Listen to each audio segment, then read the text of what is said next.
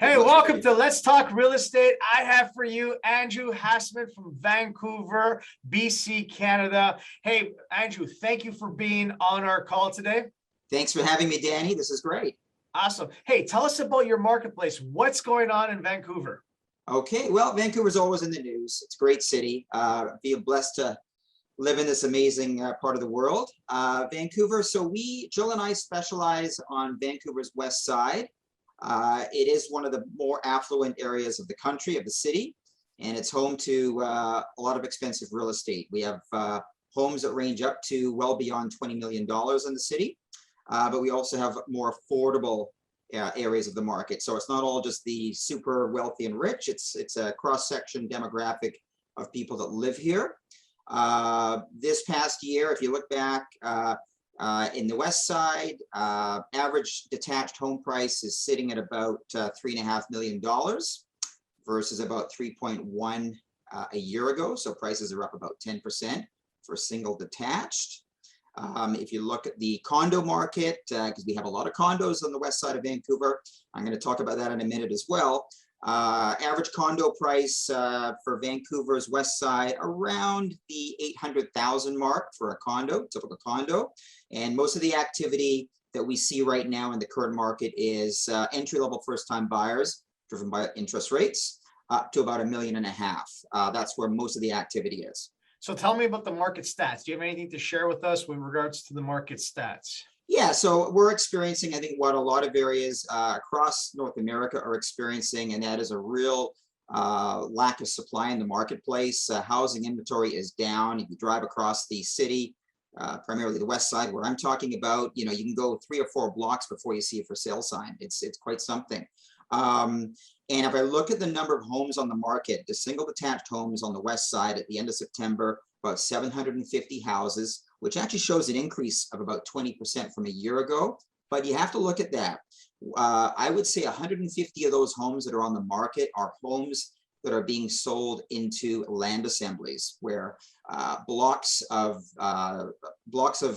homes on busier streets are all being sold because of rezoning into land assemblies, which eventually will become 4, 6, 8-story buildings. So a lot of those homes, I'd say about 150 of them that are on the market right now, aren't being sold to end users. So there's going to go to developers. So if you take that out of the supply, we're probably sitting just a bit below this time last year. We're about 620 homes on the market, which is historically low for September, October. Love it. So what sort of buyers are you seeing in your marketplace right now?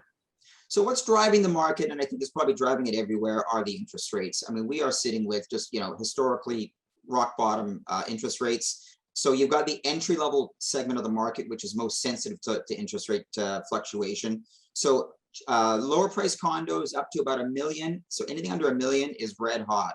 We had a couple of sales last month in the 800 range. Put the properties on the market, the condos on the market. Each one attracted 6 competing bids. Sold in a week for well over asking price. So that entry level is busy. As well, move up buyers. So buyers coming from condos into townhouses or duplexes. So that market is extremely overheated and lacks supply. And then you've got the detached. And in Vancouver's west side, the most of the sales take place between sort of 2 and 4 million. That 3 million is a sweet spot. So that sort of 2.5 to 3.3 range is active amongst people that can afford it and moving from duplexes or other parts of the city into that price category of single detached. Excellent. And what is unique about your marketplace right now, would you think? Yeah, so the big issue in the west side, and it's really across the city, it's in the news nonstop, is affordability or lack thereof. So the west side, prices were driven up back in the 2013 to 2017 period by foreign buyers, foreign capital flowing in, driving the cost of real estate sky high. And so affordability. And so the city has, been struggling with this for, over a decade. All levels of government are involved.